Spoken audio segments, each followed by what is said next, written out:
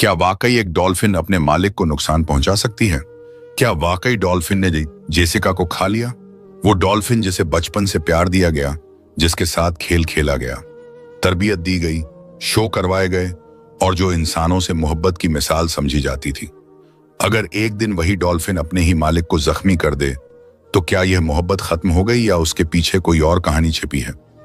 दोस्तों, पूरी हकीकत जानने के लिए वीडियो आखिर तक जरूर देखें और अगर आपको ऐसी सच्ची और सबक आमोज कहानियां पसंद हैं तो चैनल को सब्सक्राइब जरूर करें। यह कहानी है जेसिका की, एक खूबसूरत और ज़हीन डॉल्फिन की, जिसने अपनी जिंदगी के पहले साल आजाद समंदर की गहराइयों में गुजारे। वो नीली लहरों में खेलती, अपनी माँ के साथ लंबे सफर करती और हर दिन एक नए मोहमजोई की तरह होता। जेसिका बचपन से ही शरारती और तजस्सुस भरी थी। वो कभी मूंछियों के झंड का पीछा करती, कभी समंदर की सतह पर छलांग लगाकर बाहर का मंजर देखती। समंदर उसका घर था और आजादी उसका सांस।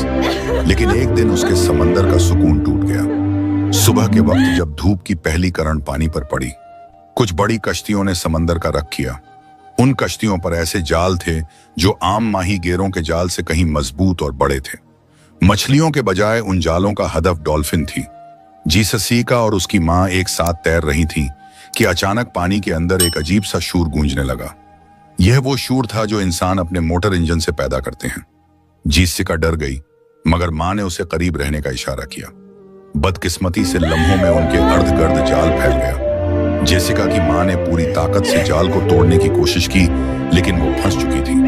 जेसिका भी यह सब देख रही थी, मगर उस दिन वो आम दिनों की तरह प्रजोश नहीं थी।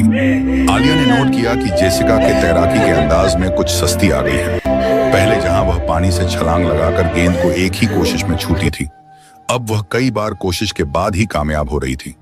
आलिया ने समझा शायद यह महज थिकन है, मगर दिल के किसी कोने में एक हल्की सी फिक्र बैठ गई।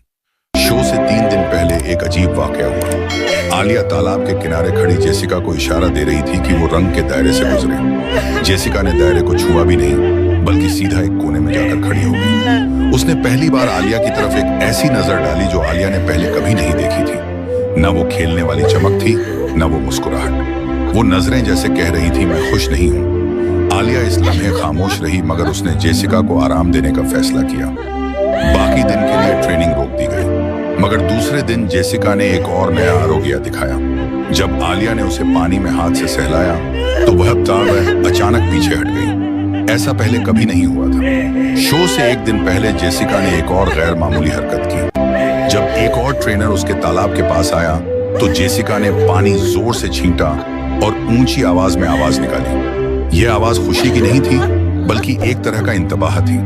आलिया ने यह सब देखकर सोचा कि शायद बड़े शो का शो और इजाफी लोग और लाइट्स जेसिका को परेशान कर रही हैं। लेकिन शो का दिन मनसूख नहीं हो सकता था। टिकट फरोख्त हो चुके थे, मेहमान आ चुके थे और हर कोई जेसिका को एक्शन में देखने का मुंतजर था। शो के दिन सुबह आलिया ने जेसिका को ज्यादा देर तक देखा।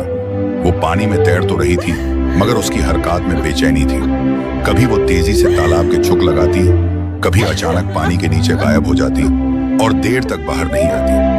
आलिया ने दिल ही दिल में दुआ की, बस आज का दिन अच्छा गुजर जाए। लेकिन वह नहीं जानती थी कि आज का दिन उनकी जिंदगी की कहानी का सबसे चौंकाने वाला बाब लिखने वाला है। यह एक रोशन ढाब भरा दिन था। समंदर की नीली लहरें नरम हवा के साथ झूम रही थी और डॉल्फिन पार्क में स्याहों की चहल पहल अपने ऊंच पर थी।